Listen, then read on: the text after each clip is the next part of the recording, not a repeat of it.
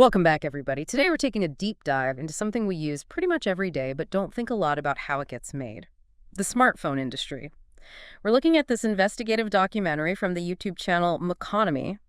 It's called The Dirty Mobile Phone Industry. And wow, this documentary gets into some stuff. Did you know more mobile phones are sold each year than toothbrushes?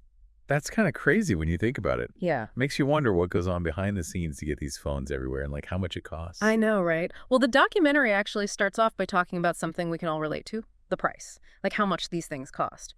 And they dig into the profit margins of the big phone companies like Apple and Samsung. And what's really surprising is how little of that price tag actually goes towards the cost of labor to assemble the phones. Yeah, they talk about the Samsung Galaxy S4. The profit margin on one of those was 37 euros, but the workers were only getting paid like 2.38 euros per phone. And iPhones were even worse. I think the iPhone 5S had a profit margin of 340 euros. So where's all that extra money going? That's a great question. And to find out, the documentary actually goes undercover to a factory in China called Ellis. Now, when they're recruiting workers, they promise good wages and, nice living conditions. But the reality is totally different. Yeah, the investigator who went undercover found that the dorms are really cramped and everyone's working super fast all the time. And the worst part is that they saw kids working there. Some of them were only like 12 years old. Oh, man, that's just awful. It really makes you think about the responsibility of these big phone companies. Because the documentary actually connects this factory to brands like Huawei and Wiko and even Alcatel One Touch. Kind of interesting how the companies responded to the documentary. Wiko actually said they'd look into it, but a lot of the other companies just ignored it or gave some generic answer. It's like they don't even care. So that's like the human cost of making these phones. But then there's also the question of the raw materials, like tantalum, which is a mineral that's super important for data storage. Oh yeah, most of the world's tantalum comes from the Democratic Republic of Congo. Yeah. Like 80% of all the tantalum in the world. But the conditions in those mines are terrible. The documentary showed a lot of accidents happening, and they said the mines don't even have basic safety stuff. They were saying that a lot of people die in the mines, but no one reports it. It's kind of scary to think about how many people have to die just so we can have these little phones. Right, you never really think about that. And the documentary actually follows the tantalum from Congo all the way to this company called Mihi and then to AVX. And AVX supplies tantalum capacitors to like BlackBerry, Motorola, and even Nokia. Wait, Nokia, as in the company owned by Microsoft, like Bill Gates. Exactly. They even have a clip in the documentary of Bill Gates at this like charity event. It's just weird to see that juxtaposition. On one hand, he's doing all this charity work in Africa, and on the other hand, his company might be profiting from these dangerous mines. It's really messed up. And then, as if that wasn't enough, they turn their attention to Samsung, which is the biggest phone company in the world. Yeah, they show all this evidence of Samsung violating labor rights, like from China Labor Watch. They even confront some Samsung executives at the Mobile World Congress, which is funny because Samsung is always bragging about how ethical they are. Even though all this evidence says otherwise, it's so frustrating. Like, are any of these companies telling the truth? Well, it seems like lying and avoiding responsibility is pretty common in these industries where they care more about profit than people or the planet. Speaking of the planet, we can't forget about the environmental impact of all this. I mean, just making these phones takes a toll on the environment, right? Totally. The documentary talks about neodymium, which is what they use to make the magnets in smartphones. And they show these neodymium mines in China where they've created this huge toxic lake from all the waste. It's really sad to see. It makes you realize the true cost of our addiction to these phones. And the people living near those mines are experiencing all sorts of health problems. It just makes you wonder if this is the kind of future we want, where we have mountains of e-waste and people suffering because of our need to have the latest gadgets. Yeah, that's a really good question. So what can we even do about it?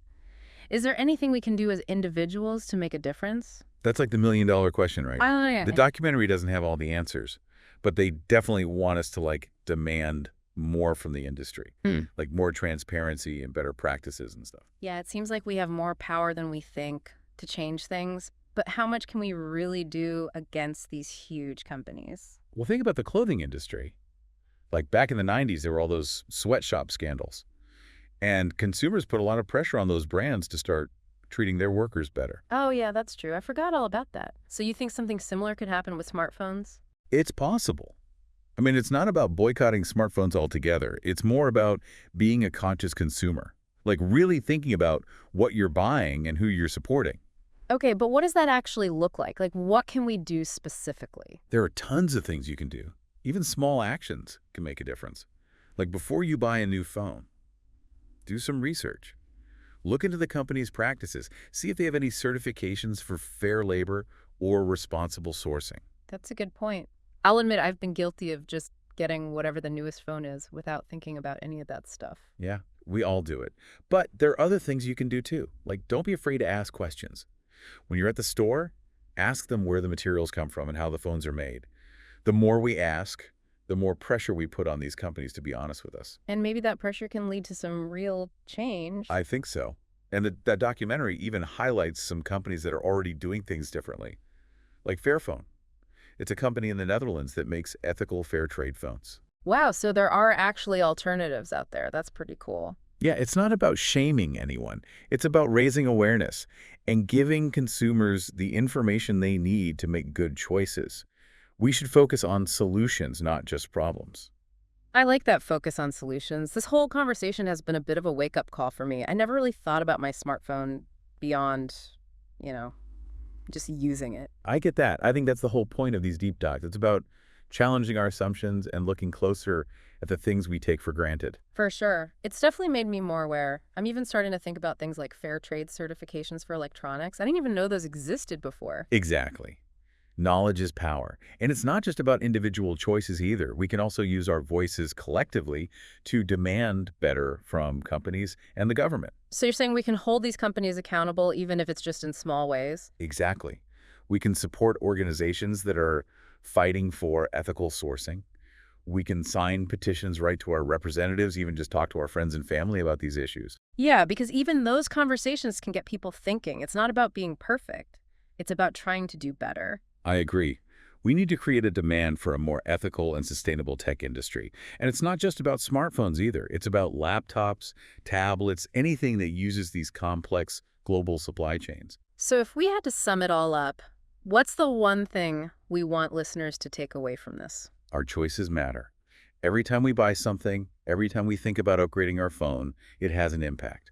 And by being informed, by asking questions, by demanding transparency, we can help create a more just and sustainable future for tech. It's a good reminder that our smartphones have a much bigger story behind them than we realize. Totally. And we get to choose what role we play in shaping that story. Before this deep dive, I just saw my phone as a tool, but now it's like I'm holding a window into this whole web of global issues. I love that. Hopefully looking through that window will inspire people to act. So the next time you grab your smartphone, think about the people who made it. Think about the environmental impact. Think about the entire global network that made it possible for you to have that phone in your hand. And think about what you can do to demand better. Because the future of technology isn't set in stone. It's something we create together, one choice at a time. You know, it's funny, before this deep dive, I never thought about where my phone came from or how it was made. Now I can't stop thinking about those miners in the Congo and the factory workers and that lake. Yeah, it definitely changes how you see things. Once you know about it, you can't unknow it. I know. It makes me wonder what would happen if everyone started asking these questions? Like, what if everyone demanded that tech companies be more ethical? That's an interesting thought. What if consumers could actually change the whole industry and make it more sustainable and fair? That would be amazing. Like, companies wouldn't be able to get away with all this bad stuff anymore because no one would buy their products. Right. It would be like economic activism. Exactly. So how can we actually make that happen? Like, what can our listeners do to be part of the change? Well, the first thing is to spread the word. Talk to your friends and family about it. Share this deep dive with them. Let's get people talking about ethical sourcing and responsible manufacturing. That's a good idea. The more people who know about this stuff, the more pressure we can put on the industry. Exactly. And remember, every little thing you do helps. Choosing a company with a good track record, asking tough questions at the store, supporting organizations that are fighting for change. Yeah, even just keeping this stuff in mind when you're buying a new phone makes a difference. Totally. It's like a ripple effect. Every choice you make adds to a bigger movement. That's a great way to think about it. So to wrap things up, what's the one thing we want our listeners to take away from all of this? The next time you're holding your smartphone, don't just focus on how cool it is. Think about the people who made it. Think about what it cost the environment. Think about that whole global network that had to come together to bring that phone to you. And think about the power you have to demand better, because the future of technology isn't decided yet. We get to create it together, one choice at a time. Thanks for joining us for this deep dive